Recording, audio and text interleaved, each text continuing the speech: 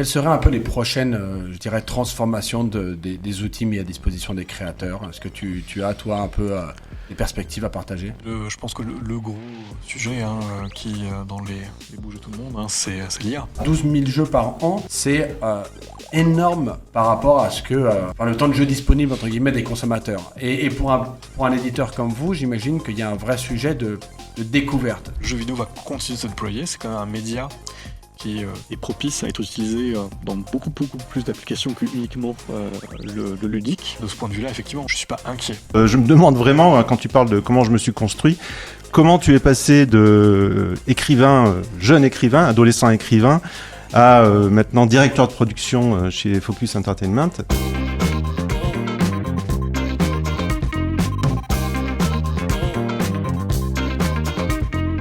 Bienvenue à toutes et tous dans Partage d'écran, votre rendez-vous tech autour du sport, du jeu vidéo et des médias présenté par Globant. Je suis Paul Depré. Et je suis Monsieur Châtelier, mais vous pouvez m'appeler Gaël. Merci Gaël. Alors comme à chaque fois, on commencera à en savoir plus sur notre invité dans une rubrique qu'on a nommée l'Assado. Alors pourquoi l'Assado ? Tout simplement parce qu'on va passer au grill argentin et l'Argentine en référence à nos origines, aux origines de Globant, et un pays qui me tient à moi particulièrement à cœur, pas pour le football mais pour tout le reste. On continuera à parler un peu plus, aller un peu plus sérieux, un peu mieux connaître un peu ton point de vue, tes perspectives sur l'industrie du jeu vidéo, le cas présent. On ne parlera pas trop de sport ni de médias pour toi en tout cas. Dans notre rubrique Core Business, Gaël nous partagera son billet d'humeur. Alors je crois qu'il est en forme aujourd'hui, en tout cas je l'espère. Et on terminera par ta playlist. Alors la playlist c'est quoi ? C'est des recommandations, tes événements sportifs, jeux vidéo, des séries, des films que tu souhaites nous partager aujourd'hui. Et voilà ce qui nous fera en tout cas notre programme du jour. Salut Xavier, ravi de te recevoir. On commence notre rubrique par ton précieux. Et je pense que tu nous as amené quelque chose. Qu'est-ce que tu nous as amené ? Fais donc voir ça. Alors pour ceux qui n'ont pas l'image, c'est un livre. Et c'est assez étonnant. Je m'attendais à autre chose. Je pensais que tu allais nous ramener une manette de jeu ou une collection de cartes Pokémon que tu conservais religieusement depuis très longtemps. Mais non, c'est un livre. Qu'est-ce que tu peux nous dire sur ce livre ? Ça aurait pu, effectivement, mais c'est un objet, je pense, aussi ancien que ça aurait pu être avec une manette de jeux vidéo ou des cartes Pokémon. Donc là, ce que je vous ai ramené, en fait, c'est un livre de philosophie que j'ai écrit, en fait, entre mes 15 et 18 ans. Et donc, à l'époque, comme toute adolescent, on se pose beaucoup de questions sur le monde et moi, ça avait été une façon, en fait, de poser un peu par écrit, parce que moi, comment moi je vivais, effectivement, et que je découvrais, en fait, le monde. Et en parallèle, évidemment, je jouais beaucoup aux jeux vidéo.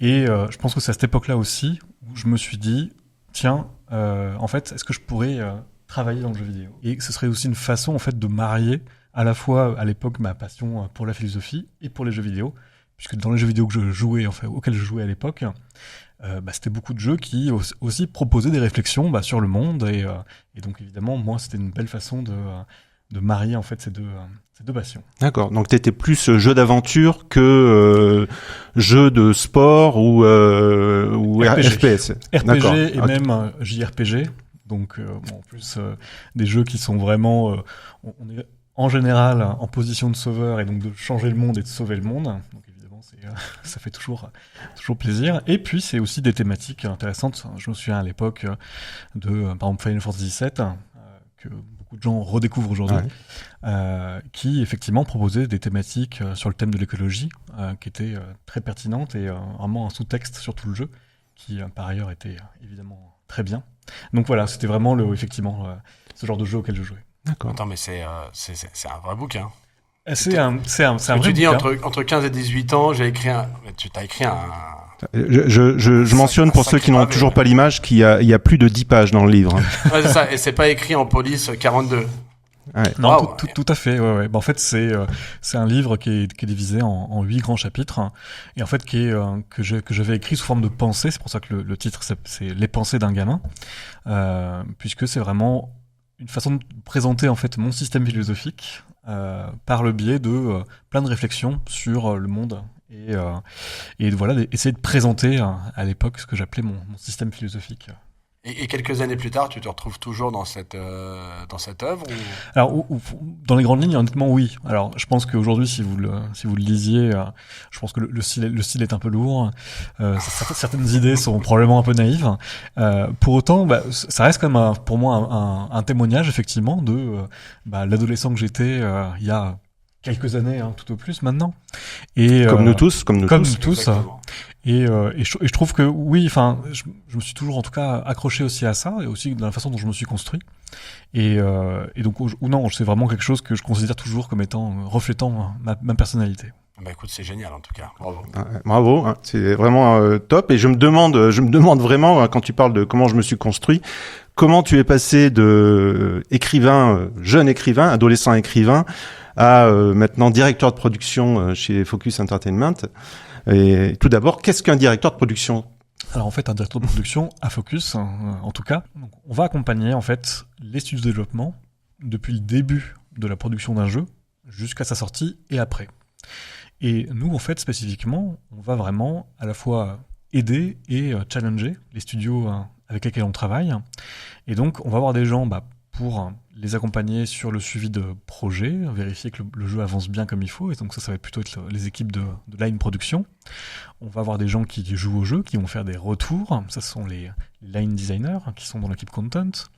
On va organiser des vrais tests avec des joueurs, donc avec des playtests, et qui vont être gérés par les user researchers.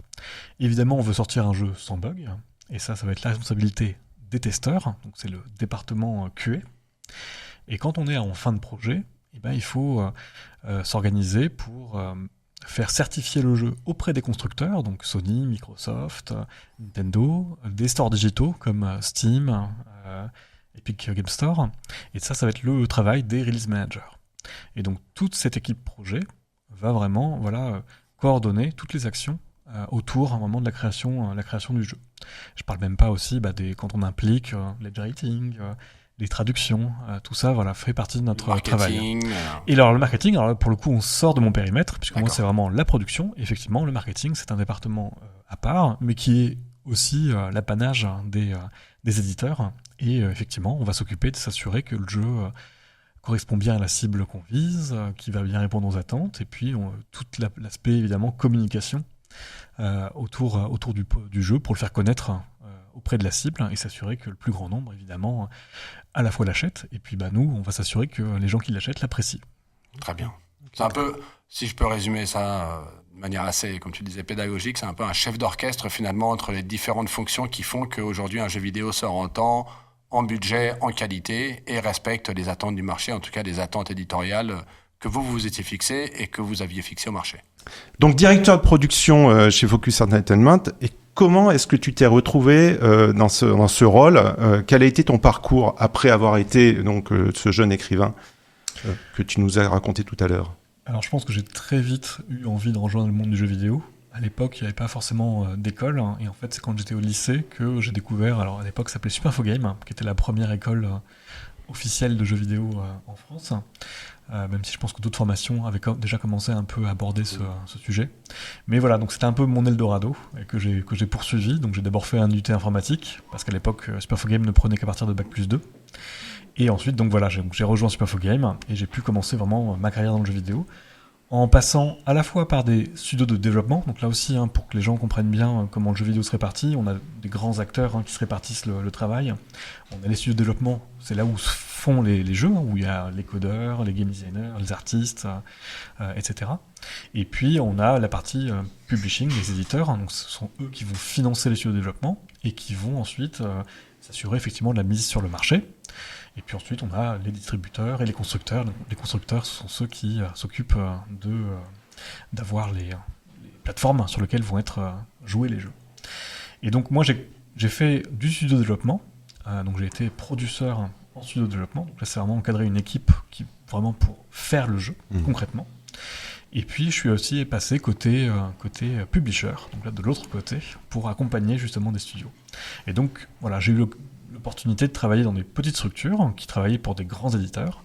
J'ai eu l'opportunité d'aller ensuite chez des grands éditeurs comme Ubisoft, où j'ai passé quelques années. Et puis, effectivement, j'ai fini par arriver à Focus pour d'abord m'occuper de l'équipe des line producers, et puis ensuite de passer directeur de production. C'est très clair. Donc en fait, t'as une expérience, une longue expérience dans le gaming. Donc tu es, je pense, le plus à même de nous parler de l'évolution du gaming. Et là, je pense que Paul, tu vas reprendre la main sur le sujet. Très bien. Eh ben, écoute, comme on disait tout à l'heure, donc le core business, on a quelques questions sur lesquelles on souhaiterait avoir ton avis, un peu ta vision. Beaucoup de la démocratisation des outils de développement. Moi, j'ai à peu près le même âge que toi, je pense. Moi, je voulais commencer à être codeur aussi, à faire des jeux vidéo quand j'étais gamin. La première chose que j'ai eue, c'était un livre d'assembleur et de C. Le fait est qu'aujourd'hui, on parle vraiment de cette démocratisation des outils. Donc, je dirais que ça fait 10-15 ans. Tu peux nous dire un petit peu plus ce que c'est finalement cette démocratisation ? Oui. Alors effectivement, comme tu l'as souligné, il y a 20 ans, même plus, rentrer dans le jeu vidéo, il y avait une barrière technologique qui était extrêmement forte. Du fait effectivement alors, de la faiblesse des machines, de la nécessité effectivement d'être très proche des langages moteurs, parce qu'il fallait que ce soit vraiment optimisé. Donc comme tu le soulignais, l'assembleur par exemple, pour ceux qui connaissent un peu le langage informatique, c'est le langage qui est le plus proche de la machine et qui est vraiment une horreur à écrire et à comprendre. Donc c'était effectivement extrêmement compliqué et réservé à une poignée vraiment de gens qui vraiment étaient passionnés, qui étaient capables de rentrer vraiment très loin dans ces concepts. Et ce qui est arrivé au fur et à mesure, ce sont effectivement les moteurs de jeu, qu'on appelle aussi éditeurs, alors pas confondre avec ceux qui publient comme Focus, mais voilà, les moteurs de jeu, on a aujourd'hui les plus connus, c'est Unity, Unreal, on a Godot qui s'est lancé aussi et qui gagne pas mal de terrain. Et en fait, à la fois, donc, la technologie a évolué, d'accord, les machines sont devenues plus puissantes et ont permis effectivement de plus en plus aussi à l'émergence de ces outils-là, et qui fait qu'aujourd'hui, la barrière d'entrée pour aller dans le jeu vidéo est vraiment abaissée. C'est-à-dire que des gens sans forte connaissance de code ou de script vont de plus en plus être capables de mettre en œuvre leurs idées de jeu et de les proposer aussi sur des stores. Et ça aussi, ça participe à la démocratisation. Vous vous souvenez, à l'époque, on achetait nos cartouches qu'il fallait fabriquer. Donc forcément, c'était pas quelque chose à la portée de n'importe qui. Aujourd'hui, quelqu'un qui est vraiment passionné peut, dans sa chambre ou dans son garage, faire son jeu sur un éditeur et puis le mettre à disposition de joueurs via des plateformes de distribution digitale comme Steam. Et ça, effectivement, ça conduit à une augmentation de l'offre sur le marché. Et augmentation qui, je pense, est toujours bénéfique. C'est bien de, je pense, libérer la créativité, donner l'accès en fait au plus grand nombre, à la possibilité de faire des jeux. Et du coup, ça pose aussi de nouveaux challenges pour les acteurs présents sur le marché. Effectivement. Et on a ces moteurs de jeu. Quelles seraient un peu les prochaines, je dirais, transformations des outils mis à disposition des créateurs ? Est-ce que tu as, toi, un peu des perspectives à partager ?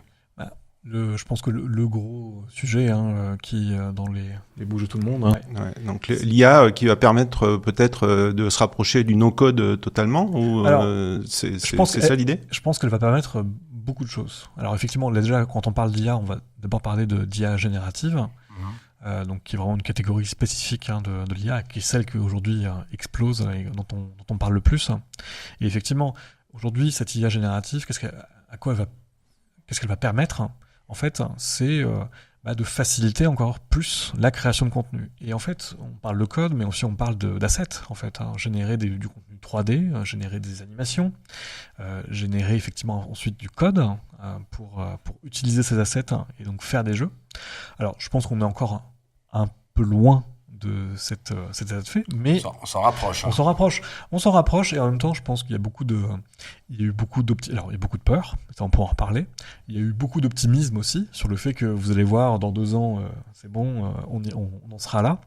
Je pense que on se rend compte que voilà, on a passé la phase un peu naïve et optimiste vis-à-vis de l'IA, et on se rend compte que c'est pas simple. Et effectivement, mettre en place les outils qui vont permettre ça, ça va prendre du temps. Mais une fois que ce sera fait, et c'est exactement comme les éditeurs de jeux, comme les moteurs, une fois que ce sera fait, effectivement, on va encore plus simplifier l'accès à la création. Maintenant, vis-à-vis de la peur, déjà juste sur l'aspect ressources, Moi, à la fois, je suis quelqu'un de très enthousiaste vis-à-vis de l'IA, et je pense que c'est un outil qui est comparable à la révolution qu'a pu être Internet, basiquement. C'est quelque chose qui aujourd'hui nous englobe, qui sera partout, qui sera utilisé partout.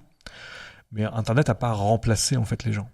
Internet, c'est un outil que tout le monde utilise et qu'on va apprendre tous à utiliser. Et pour parler plus spécifiquement du jeu vidéo, je pense qu'effectivement, c'est un outil qui va nous aider à fabriquer du contenu plus rapidement, mais pas pour du contenu directement utilisable. Ça va être du contenu sur lequel on va pouvoir itérer plus rapidement. Et ça, pour moi, ça c'est le gros enjeu du jeu vidéo, et c'est aussi ce qui en fait, je pense, sa spécificité par rapport à beaucoup d'industries.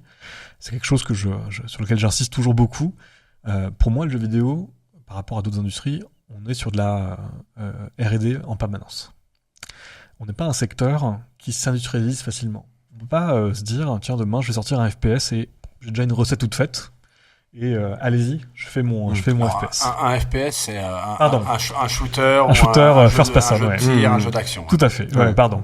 Ça se construit pas en écrivant un prompt dans un outil d'IA. Quoi. Et je pense que même demain, quand éventuellement ce sera possible, on testera le truc et on sera pas très content. Parce que il faudra le différencier, parce qu'il faudra l'améliorer, parce qu'il faudra lui donner sa part d'humanité qui en fera un vrai objet ludique. Et c'est vrai qu'aujourd'hui, quand on construit un jeu, on le voit, on a une idée à la base, effectivement, qui s'apparente à un prompt. Quand on démarre la conception d'un jeu vidéo, on peut avoir une idée très claire de ce qui va être l'ADN et partir là-dedans.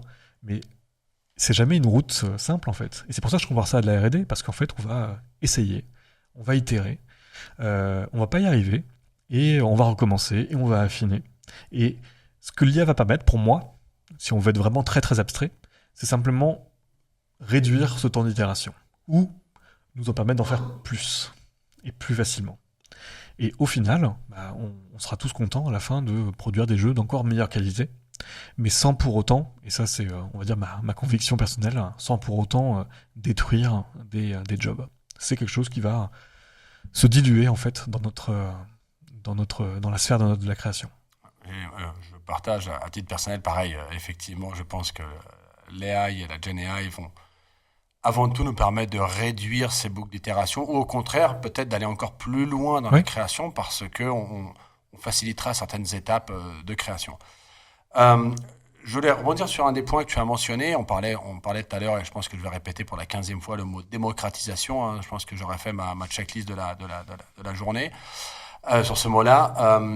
Et tu disais effectivement que ça facilite la création, et donc naturellement, il y a aussi un mouvement qui fait que les créateurs peuvent publier plus facilement et plus rapidement leurs jeux sur les plateformes. Et on voit un peu le second effet qui se coule, c'est qu'aujourd'hui, il y a quand même les plateformes sont ensevelies d'une quantité de jeux. On prend Steam, si mes derniers chiffres sont bons, je crois qu'on était à peu près à 12 000 jeux par mois, c'est ça, publié. Par an. Pardon, j'étais pas bon alors. Divisé par 12. Mais mais ne serait-ce que ça, 12 000 jeux par an, c'est énorme par rapport à ce que les consommateurs peuvent...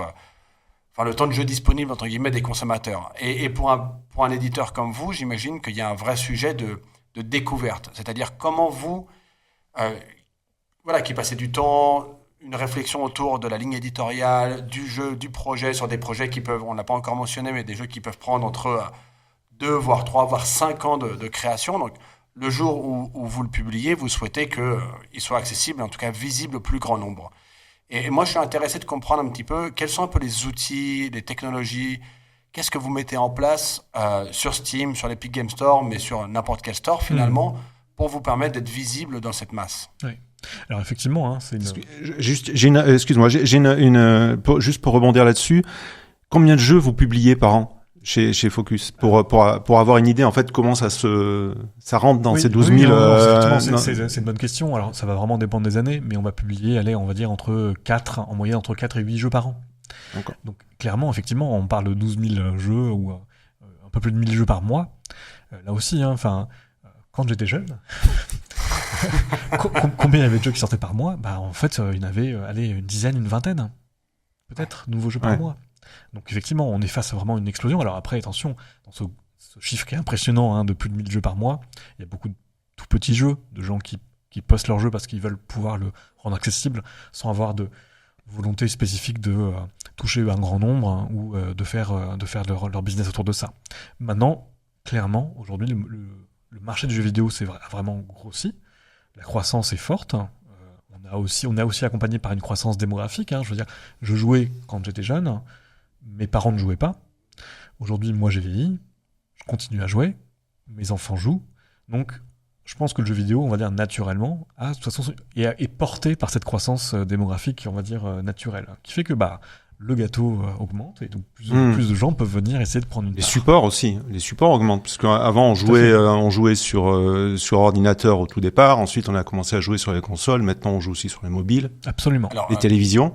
Et là, on rentre même pas encore dans le sujet du jeu sur mobile, hein, parce que là, si tu comptes le nombre de jeux diffusés, je me posais la question justement. Mobile, alors là, moi qui suis, comme tu l'as pu le voir, pas très bon en chiffres, là je les ai pas du tout, mais c'est une explosion, c'est exponentiel. C'est aussi énorme. Et donc effectivement, pour revenir à ta question initiale, comment faire en fait pour se faire reconnaître? Et donc effectivement, je pense que je sors un peu de ma sphère de production et je vais parler un peu marketing. Et je m'excuse auprès de mes collègues pour leur emprunter leurs mots et j'espère que je respecterai leurs pensées. Mais effectivement, ce qui va être important, c'est déjà en amont de la création du jeu, s'assurer que le jeu a un marché suffisant pour justifier le fait qu'on puisse faire le jeu. D'accord ? Donc on a un budget, il faut qu'on regarde s'il y a suffisamment de gens qui pourraient être potentiellement intéressés pour que le jeu à la fin soit rentable et que ça soit viable de faire le jeu. Et donc ça, effectivement, en termes d'outils, pendant très longtemps, il y avait le feeling personnel, hein, c'était des gens qui se disaient je sens que oui, ça va le faire, ou non, je suis pas rassuré. Aujourd'hui, c'est pareil avec la data, l'utilisation de la data, le traitement de la data qui aussi augmente. On a des recherches de market research, hein, la recherche vraiment de marché qui existe et qui va se reposer à la fois sur des études quantitatives autour on va aller interroger les gens et essayer d'avoir des statistiques, et puis aussi de l'analyse de data, donc grâce à toutes les datas qu'on peut retrouver sur Internet, donc sur les stores, combien de gens ont acheté tel genre de jeu, à quelle époque, les scores, etc. En agrégeant toutes ces données, on arrive à se projeter sur, on sait que tel jeu a environ coûté tant d'argent, on sait qu'il a fait tel potentiel, donc nous, si on s'inscrit dans cette case, on peut penser que, oui, à la fin, c'est viable de faire ce jeu ou pas.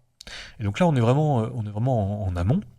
Ce que je veux dire, c'est très c'est amont. vraiment très amont. On est vraiment en amont. Et la boîte à outils du marketeur en amont pour pouvoir définir une audience, une taille de marché, etc. et projection de vente. Exactement. Alors, on pourrait penser que c'est surtout l'éditeur qui est intéressé de voir si, effectivement, il peut gagner de l'argent à la fin, s'il finance le projet. Mais je pense que c'est aussi extrêmement bénéfique pour le créateur, parce qu'à un moment donné, c'est comme quand on écrit un livre, on l'écrit pour des gens. On fait un jeu aussi, on vise des gens en fait, on cherche à s'adresser, à parler à des gens, et donc c'est comme ça qu'on peut aussi aider nous le développeur à mieux comprendre sa cible et à s'assurer que lui va aussi faire un jeu qui va répondre plus ou moins, parce qu'après au bout d'un moment c'est aussi important de surprendre les gens, mais en tout cas aux attentes de la cible. Ensuite, nous, alors à Focus, on va avoir aussi un positionnement différenciant vraiment sur la formule elle-même. C'est-à-dire que nous, ce qu'on apprécie quand on cherche des jeux et qu'on les signe, c'est avoir des jeux qui vont avoir une originalité, une patte marquante, à la fois parce que on a envie de sortir ce genre de jeu, à la fois parce qu'on fait pas des jeux non plus pour du très très gros mass market qui nécessite quand même des formules un peu plus, on va dire, balisées, et que c'est ce qui nous plaît de faire en fait, hein. C'est aussi proposer d'autres offres aux gens. Donc on va aussi favoriser ça. Et ce qui va aussi nous permettre derrière de commencer à construire, et ça aussi on le fait très en amont, avec le studio, les piliers de communication sur lesquels on se reposera pour communiquer sur le jeu. Et donc là, on accompagne tout le développement, et donc là, on va avoir la phase, et ça qui est aussi de plus en plus importante et vraiment, vraiment cruciale, de construire une communauté. Alors là, je vais me permettre d'étaler un peu ma science, mais c'est vrai qu'on a parlé pendant très longtemps de MVP, donc le produit minimum qui était aussi dans le jeu vidéo plus communément appelé la vertical slice ou, désolé pour les anglicismes, mais c'est très difficile de s'en sortir, le prototype. Et on parle de plus en plus de minimum viable community, donc une communauté minimum qui va accompagner finalement le lancement du jeu, voire la création du jeu. Oui, complètement. Et c'est vrai qu'aujourd'hui, alors nous, on est en train de voir avec des partenaires aussi pour développer des plateformes qui vont nous aider à faire ça plus facilement, c'est vraiment de plus intégrer des communautés au développement du jeu. Après, il faut aussi que les studios soient prêts à le faire, parce que c'est aussi un saut de la foi, de s'ouvrir aussi directement aux joueurs. Ah oui, donc c'est des communautés qui sont en amont du développement du jeu. C'est pas des communautés post le lancement qui seraient dans le testing, etc. C'est vraiment en amont du développement, quoi. Alors, je dirais pas jusqu'à dire en amont, puisque on va les construire quand on développe. Ouais. Donc c'est vraiment pendant le développement. Mais oui, effectivement, c'est pas du tout des communautés post-release qu'on va trouver une fois que le jeu est sorti. On va essayer effectivement d'attirer des joueurs qui sont intéressés par ce genre de jeu. On le fait déjà nous à notre niveau, au niveau des playtests, où déjà on fait participer un peu des joueurs qui vont tester un jeu en développement et on va prendre leur feedback et nourrir le développeur de ça. Mais là c'est vraiment la phase encore au-dessus, où vraiment c'est comme si on embarquait des joueurs dans le processus de création et dont on va se nourrir tout au long du développement pour savoir si effectivement on touche bien ce cœur de cible ou pas, et s'il faut corriger le tir. Très bien. Et ça, vraiment, effectivement, cette construction de communauté, pour moi, c'est une façon aussi de sortir de la base, parce que derrière, ce sont des joueurs qui vont aussi parler du jeu, qui vont faire partie finalement aussi de la communication du jeu. Des ambassadeurs de votre exactement, projet. Exactement. Fut un temps, on parlait des White Knights, les chevaliers blancs, qui effectivement allaient sur les forums aussi pour défendre le produit et nous aider à l'améliorer. Et alors, pardon, je reviens un petit peu sur la question. Parce que là, on a bien compris, je pense, les outils que vous avez en place, côté marketing, côté business, pour comprendre le marché, la taille du marché, la construction des communautés qui, j'imagine, sont appuyées par un ensemble aussi d'outils marketing, mais aussi d'outils tech. Oui. Et moi, ce que j'essaie de comprendre, parce que si demain, moi, je lance mon projet avec Gaël, on a un jeu dans Super les idée. tuyaux. On avait une très belle idée tout à l'heure, mais on n'en parlerait pas tout de suite. Voilà, assez original.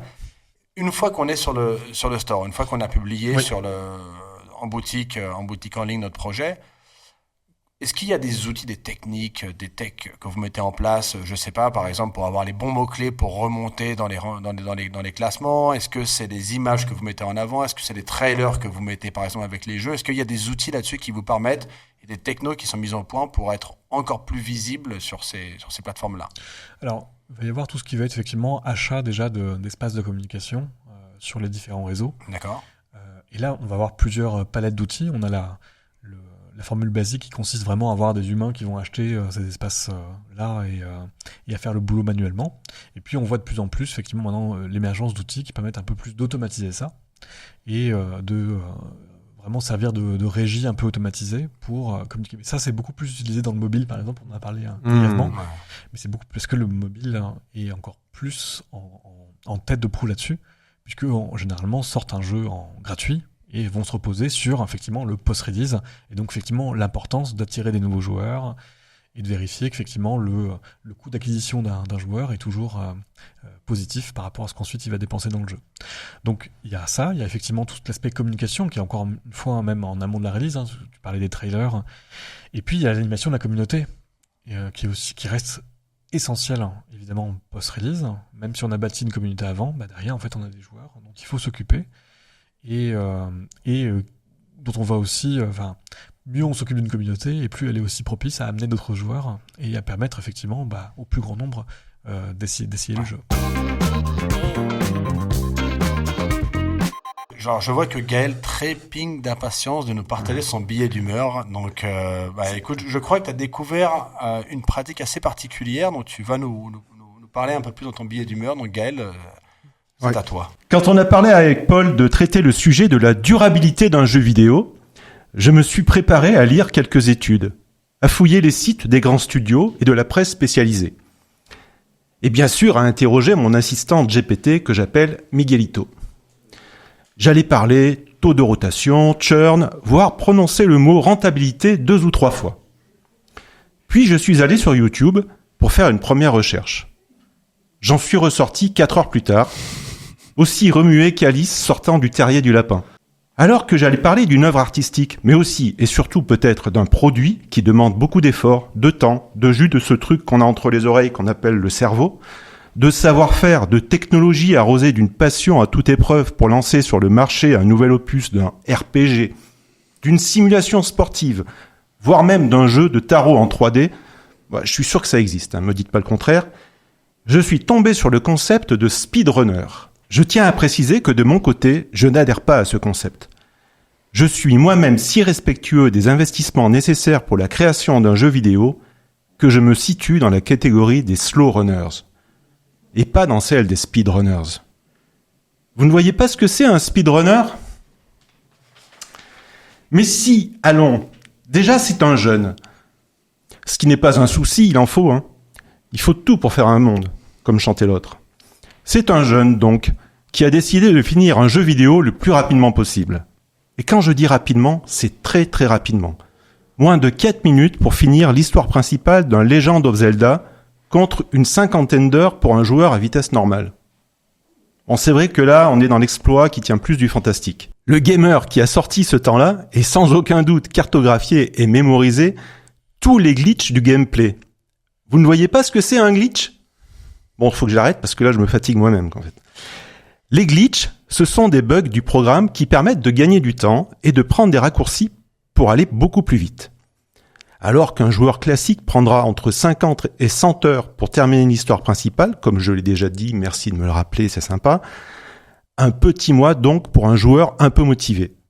Ce que je suis, motivé, pas classique. Je suis personnellement tellement lent qu'il me faut 2 ans pour terminer un jeu. On peut dire que je profite de l'expérience jusqu'au bout. Vous allez me dire que si tout le monde jouait à ce rythme, il y aurait peu de sorties de jeux, et donc de studios, et donc de programmeurs. N'en rajoutez pas. J'ai bien compris que je représente une menace pour l'industrie entière du jeu vidéo. Mais est-ce de ma faute si je n'arrive pas à débarrasser Joël du premier clicker rencontré dans Last of Us ? Merci Gaël de ce billet d'humeur inattendu. C'est un plaisir. Gaël qui squatte YouTube pour regarder des speedrunners. Je pense que ma semaine est faite. Ou refaite. Et alors, pour attaquer cette dernière partie de notre core business, alors je vais mettre un peu les pieds dans le plat. On parle du jeu vidéo aujourd'hui, de la crise que traverse le jeu vidéo. Évidemment, j'aimerais que tu nous en parles. Mais bon, malgré la crise, voilà, Focus a quand même une très belle trajectoire. Tu peux un peu partager avec nous quels ont été un peu les titres qui ont façonné Focus. Et puis après, sans aucune relation évidemment, on parlera un petit peu de l'état des lieux de l'industrie et où on en est aujourd'hui et quelles sont un peu les perspectives. Très bien.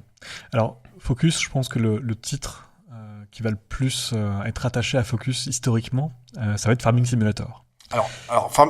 Farming Simulator. Si tu veux encore perdre quelques heures sur YouTube, Gaël, alors je te recommande de regarder les YouTubers sur Farming Sim.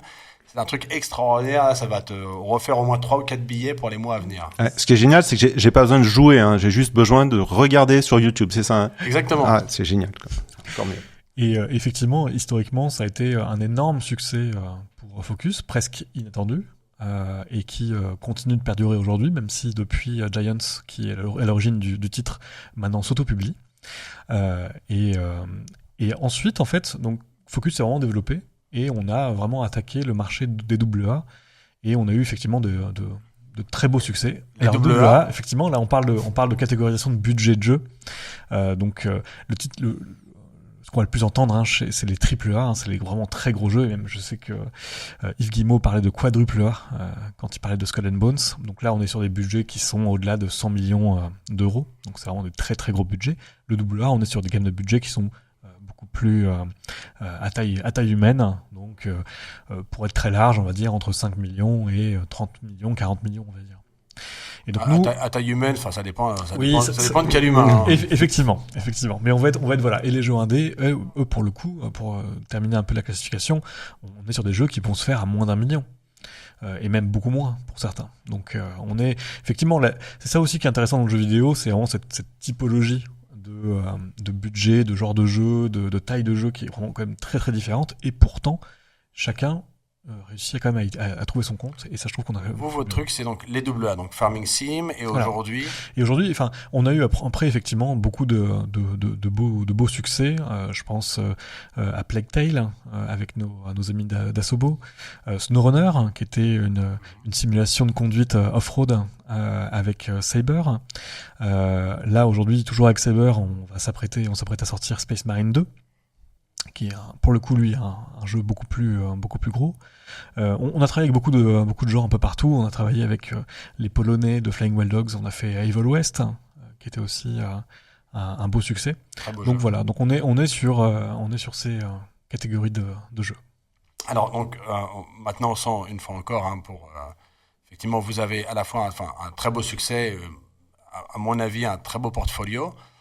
Et comment toi, directeur de prod, Focus, vous voyez un petit peu l'état des lieux d'industrie. Est-ce qu'on peut vraiment parler de crise? Est-ce que c'est juste un cycle qui se termine, un autre qui redémarre? Quel est un peu ton avis là-dessus? Alors oui, je pense qu'on peut parler de crise, ne serait-ce que quand on regarde vraiment les licenciements qui ont pu survenir déjà l'année dernière, où je crois, alors j'ai plus les chiffres exacts en tête, mais je pense qu'on était environ à 13 000 licenciements. Ne me demande pas pour les chiffres, hein, c'est ça. C'était pas mon truc. Et puis là, ce chiffre-là de 13 000, on l'a déjà atteint cette année dans le jeu vidéo, donc on est vraiment sur un secteur là qui connaît des... C'est un chiffre au niveau français, mondial, d'accord, ok.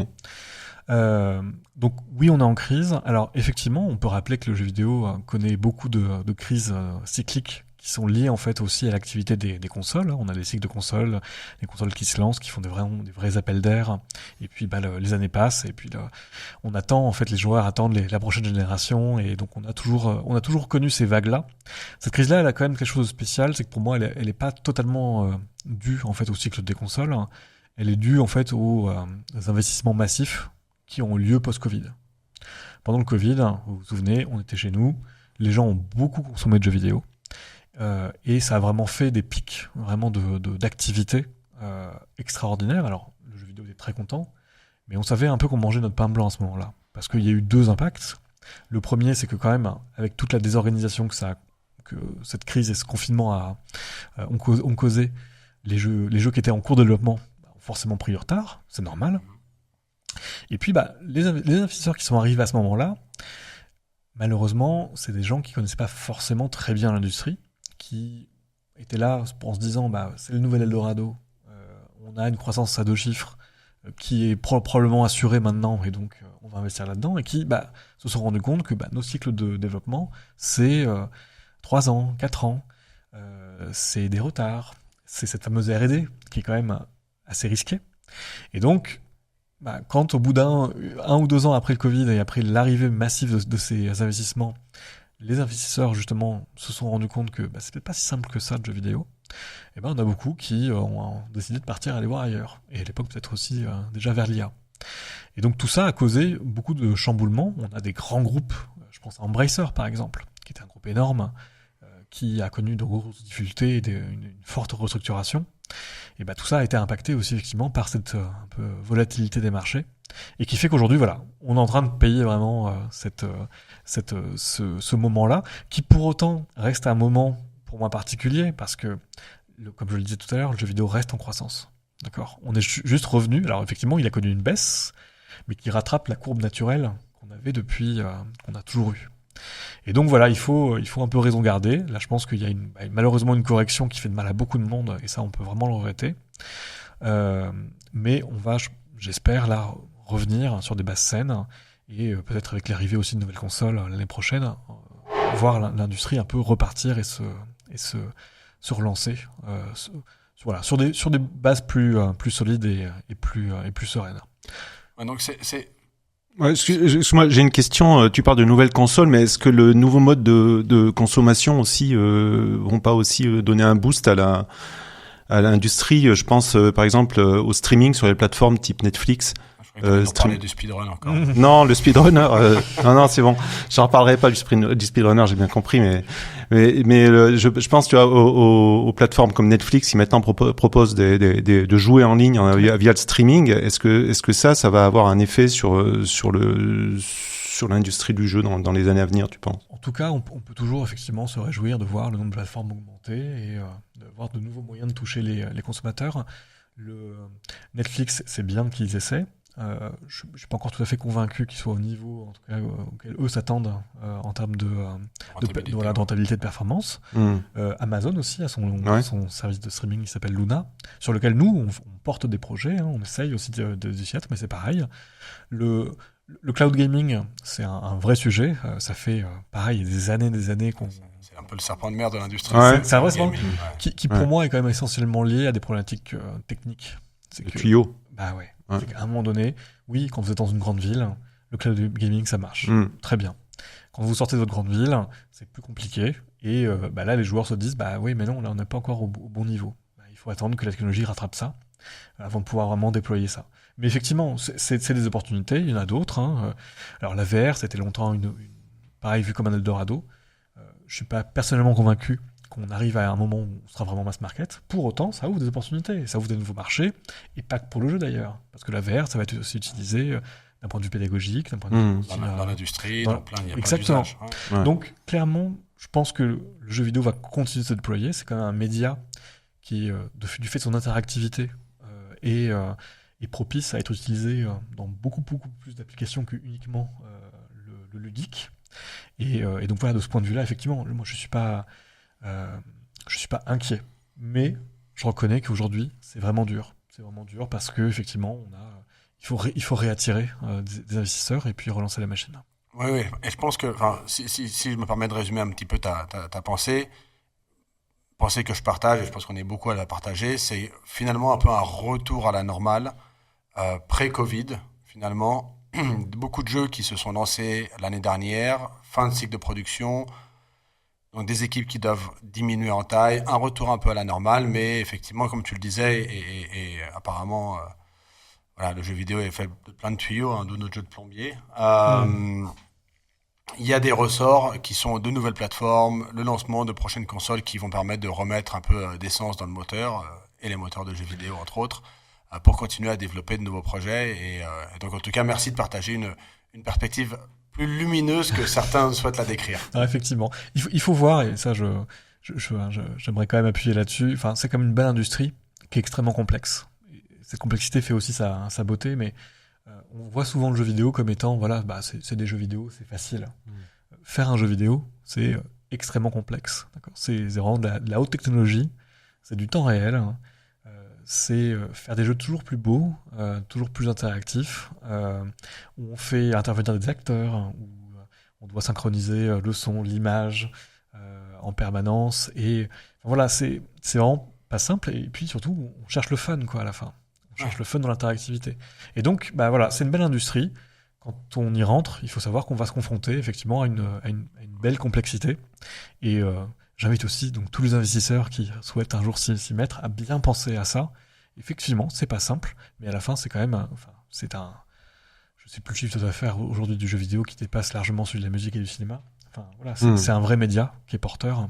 Et c'est la première industrie culturelle dans le monde, bien au-delà du cinéma, de la musique et d'autres médias. Donc c'est effectivement une industrie qui est extrêmement porteuse. Et comme tu le décrivais, moi je le résume souvent comme ça, c'est un peu de l'orfèvrerie à grande échelle.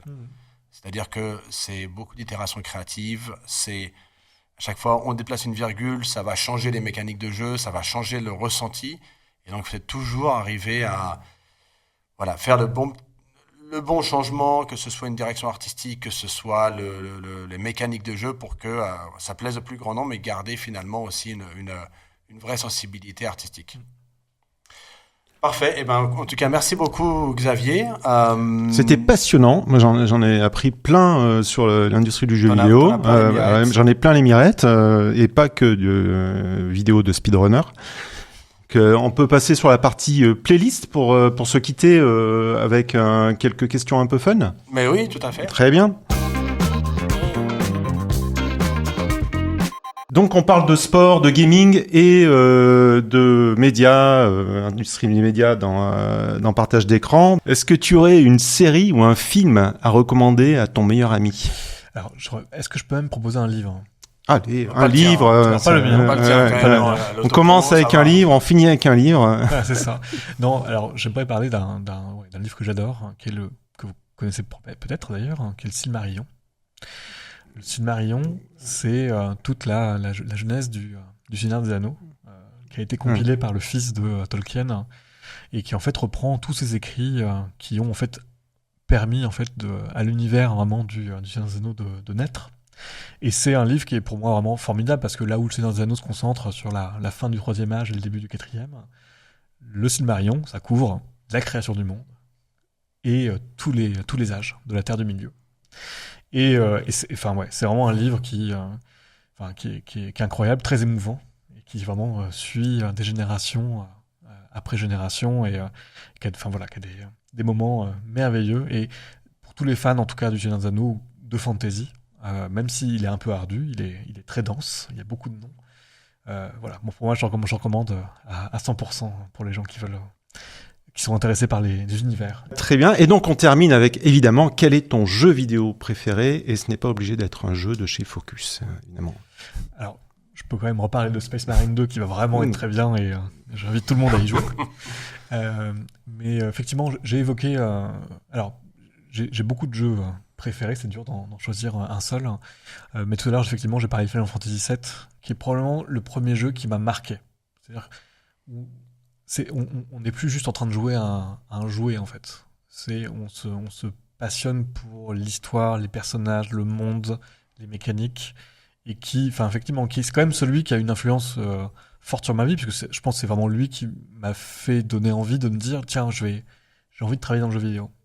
Donc voilà, et je suis aujourd'hui ravi de pouvoir retourner dans ce monde via les nouveaux opus, même si je trouve que la version originale est évidemment intouchable. Je trouve ça bien de réinterpréter. Je trouve ça aussi intéressant. J'aime bien les remixes, j'aime bien les variations. Et c'est une belle variation. Et donc, je suis très, très heureux d'y rejouer en ce moment. D'accord. Ce qui m'ouvre, je vais poser une question. Je sais pas si mais si je veux jouer à Final Fantasy VII aujourd'hui, comment je fais? L'original? Oui, l'histoire originale. L'histoire originale. Ça doit être disponible soit sur PC, parce que le jeu était sorti, sur Steam. Il avait été porté.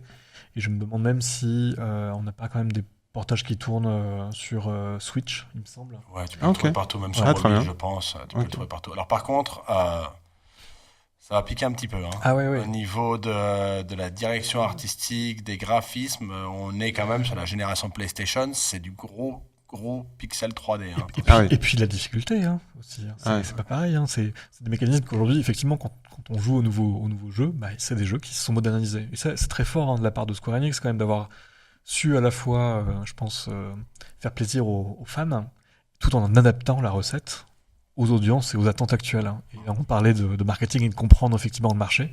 Ça, je trouve que c'est un travail qu'ils ont vraiment très bien fait, quoi. Et le dernier, pour moi, est d'une générosité vraiment incroyable en termes de contenu. D'un point de vue production, moi je suis complètement abasourdi de ce qu'ils ont mis dans le jeu. Donc en tant que joueur, c'est un beau cadeau. Et tu retrouves... pardon, je me permets aussi de rebondir là-dessus, parce que c'est effectivement aussi un jeu qui m'a marqué. Tu retrouves des moments, des souvenirs que tu as vécu, la rencontre avec Tifa. Il y a des moments de ce jeu où... qui m'ont carrément marqué. Ouais. Et je continue pour tes recommandations YouTube pour le week-end. Si tu veux te faire l'annonce à l'E3 du remake de Final Fantasy, c'est un truc assez incroyable. Tu as une salle entière plongée dans le noir et des cris de joie, des larmes de fans comme nous qui revoient leur jeu renaître sous un nouveau format. C'est assez extraordinaire. Ouais. Non, oui, de fans comme vous. J'ai pas besoin de. Je pense que c'est clair que Paul est un fan de jeux vidéo. Très bien. En tout cas, on va conclure. Merci beaucoup, Xavier, d'avoir été parmi nous aujourd'hui. Est-ce que tu as peut-être un dernier mot à passer, un dernier message, que ce soit pour les gens qui peuvent nous écouter et qui souhaiteraient soit se lancer dans l'industrie, soit en savoir plus, et puis aussi quelques actualités. Donc tu parlais de Space Marine 2. Est-ce qu'il y a peut-être d'autres choses que l'on doit suivre un peu sur les réseaux Focus? Alors déjà, merci pour l'invitation. C'était un moment très, très agréable. Côté Focus, effectivement, donc tu le soulignes, la sortie de Space Marine 2. On va aussi faire une nouvelle sortie d'Atlas Fallen qui était sortie l'année dernière. Et donc j'invite tous les joueurs qui n'ont pas pu essayer encore de l'essayer. On a aussi beaucoup d'autres choses dans le pipe, donc soyez... qui sont pas encore forcément annoncés, dans les tuyaux, qui sont pas encore forcément annoncés. Donc On a sorti en début d'année Banishers aussi, que je recommande. Expédition. Très très belle critique. Très très belle critique, ouais. Donc allez-y, foncez. Ah, j'ai vu des images, ça a l'air assez incroyable, hein, Banishers. Oui, j'étais sur YouTube, je sais, voilà. ce week-end, donc... Excellent jeu, franchement, allez-y les yeux fermés. Et puis, effectivement, comme dernier message, j'aimerais effectivement rappeler encore une fois à quel point, moi j'aime l'industrie du jeu vidéo et sa complexité, et surtout si des gens effectivement veulent s'y lancer. Il y a beaucoup d'écoles maintenant qui existent, donc n'hésitez pas à vous renseigner.